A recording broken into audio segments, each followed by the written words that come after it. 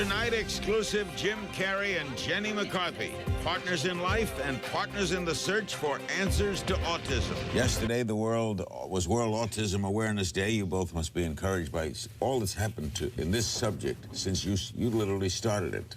Yeah, you know, we've come a long way within the community. When I first had Evan diagnosed with autism, there wasn't much of anything. I had to find out about biomedical treatment on the internet after I typed in autism on Google. And out 3 years later now, there's 3 books and many thousands of children getting better because of biomedical treatment. Jenny brought so much focus to this problem. And kind of that's why I'm here, is I want to bring as much focus as we can to this problem. You married autism. Or, well, you're not married, so you live with autism. When I invited Jenny into my life, I invited Evan into my life. And when I first met Evan, it was like he was on another planet. I wasn't in the room. There was no eye contact. There was no response to dialogue. There was no affection. And over time, I witnessed Jenny pull Evan through the window of unconsciousness and isolation into our world, where he is now a fully functioning person who can communicate, who can connect, and this is through biomedical treatments, GFCF diet, and the therapies that she's talking about. So I believe that autism, in my heart, is preventable and treatable. Fully functional. He's completely recovered, Larry, completely recovered. And he's not the only one. There are thousands in this community that are getting better. Why did you go so publicly? I mean, you had an autistic child. He got better. So why are you here? I could have, you know, hid and not said anything, and Evan would have blended into society. I made a pact with God, though. The day Evan became diagnosed with autism, I said, if you show me the way, God, and show me how to heal my boy, I will continue to teach the world how I did it. And within 1 year of that kind of conversation with God, Evan was undiagnosed from autism. But it's still shocking to see how many people are ignoring this information. The American Academy of Pediatrics, I begged and have sat down with and said, why are you not sitting down with our doctors and our scientists who are treating and recovering children with autism? And they refuse to this day to sit down. I think if there was any possibility that a child was being helped, that someone would listen, someone would take a look. And the fact is, they're not even considering the information. They're not only not considering, they're discouraging it. But you've had a major effect. Big story in the LA Times last week. Number of kids not being vaccinated in public schools in Los Angeles. However, at the same time, a doctor friend told me today, mumps are up and measles are up. We're not saying don't vaccinate. That's the thing we want to get really clear right now. Let's make it clear. Yeah, this is the thing. There's a lot of misdirection going on. We hear the Campbell Browns and people like this that are saying, you know, you can't not vaccinate. No one has ever suggested not vaccinate.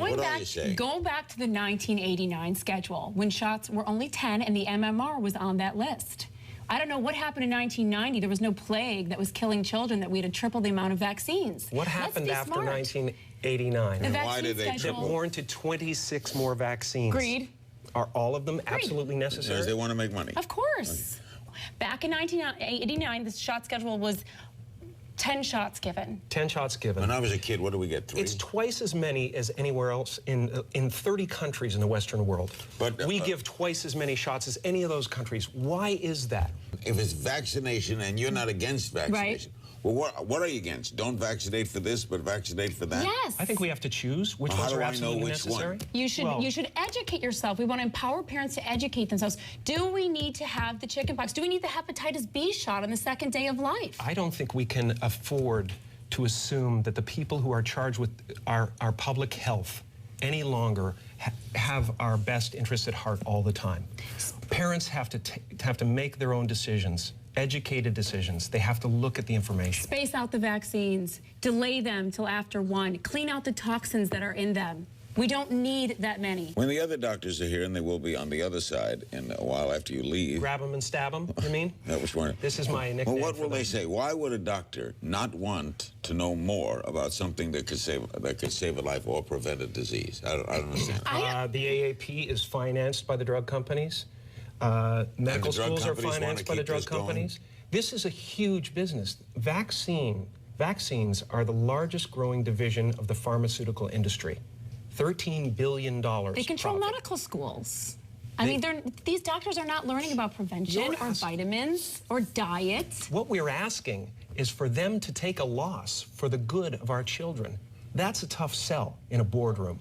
And for, you know, as a precautionary measure right now, you know, you remove certain medications off shelves because they're deemed unsafe. Why not vaccines? Healing and Preventing Autism, a complete guide. Jenny McCarthy and Jerry Cardinell, MD, by the way. And we're joined now by Dr. Jerry Cardinell and J.B. Handley, co-founder of Generation Rescue, a nonprofit autism research and treatment advocacy group. In February, a special vaccine court ruled in 3 test cases representing 5,000 families that the combination of thimerosal, is that right? Thimerosal. Containing vaccines and the MMR vaccine are not causal factors in the development of autism. How do you react? Our kids get 36 vaccines. The MMR is 2 of the 36 shots, okay? Before their first MMR vaccine, they get 23 other vaccines. Jenny, can you pull up the visuals for just a sec? This shows very quickly how many vaccines children get at their 2-month visit, their 4-month visit, and their 6-month visit. 23 vaccines before the first MMR.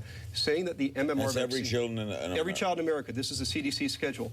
Saying that the MMR does not, or that vaccines do not cause autism because of this one vaccine is like having a plane crash, suspecting mechanical failure, looking at one wing, saying that one wing is safe, so therefore the whole plane is safe. It's madness. When I trained in medical school, we saw one child with autism, and they said, Dr. Cardinell, come look quick. There's a child with autism. You'll never see one again. So it was rare? It was very rare. So are you saying it's increased? I am definitely saying it's increased. Because? Well, because I think there's a lot of toxins out there that are in the environment. I think the bloated shot schedule now that we have, you know, we're asking women to get a flu vaccine at 6 months. And the flu vaccine's never been shown to be safe for fetuses. And yet we're going ahead and asking our women to take that. We looked at 30 other first world countries, okay? We sorted them by under 5 mortality rates. The U.S. is 34th in the world for under 5 mortality. We looked at the average number of vaccines given. It was 18. The top 5 countries have 11, 13, 11, 11, and 13 vaccines given. So I would tell you, either go back to the 1989 schedule before this whole mess happened, or go to Finland's schedule, Sweden's schedule, Norway's schedule, and use theirs, because their why hasn't the rest rates of the world followed us? Their autism rates are 1/10 of ours. We welcome people doing the measles and mumps shots. You want the measles Absolutely. and mumps. Vaccinate for the measles. So people are overreacting and canceling that vaccine. Correct. Absolutely. And vaccinate for polio.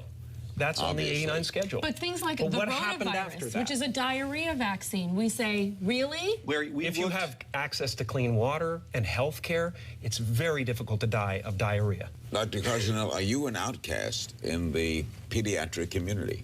Well, definitely. You know, even just the idea of prescribing vitamins or minerals or cod liver oil, the idea of taking an autistic child who's not sleeping the whole night, who's in pain, who's got a bloated belly because of constipation, saying, you know, he's not doing willful stool-holding behavior. He's constipated. Let's fix it. Let's take care of the pain. Other doctors aren't doing that. What about the child who's got chronic diarrhea? Why don't we fix it? Why do we have to say that when they have autism, we don't have to? Are you saying other pediatricians don't want to learn this? Absolutely. Don't want to learn it. In fact, I happen to bring this right here. This is last month's Journal of Pediatrics, and in it there's an article written that says, Autism Medical Home, a physician's survey, which show that doctors do not want to take care of autistic children. They don't want to learn about Don't want to take care of them. No, they don't even want them in their clinic, okay? That's the Journal, First the page when we unbiased open it, opinion. and you see a big, full page. For the rotavirus. Larry, 2 of 30 countries in the first world took this vaccine on besides us. The patent holder for the vaccine is on the committee. Is on the committee to choose the vaccine for children. We know with conviction that vaccines cause brain injury. It's on the Health and Human Services website. So we're looking for something that's caused this epidemic. It went from 1 in 10,000 in the 1970s to less than 1 in 100 today in many states. The AAP truly never looks. They've never talked to Jenny. They've never talked to Dr. Jerry here. He's had dozens of children in his practice recover. They're saying to these parents, we don't have any answers, we're not looking for any answers, and please don't look for your own. And they're not offering any hope, and we are. Today, I am not the celebrity. Today, I am a mom of a child who had autism, who has a voice that is willing to shake the ground of those responsible until all of our children are safe from harm.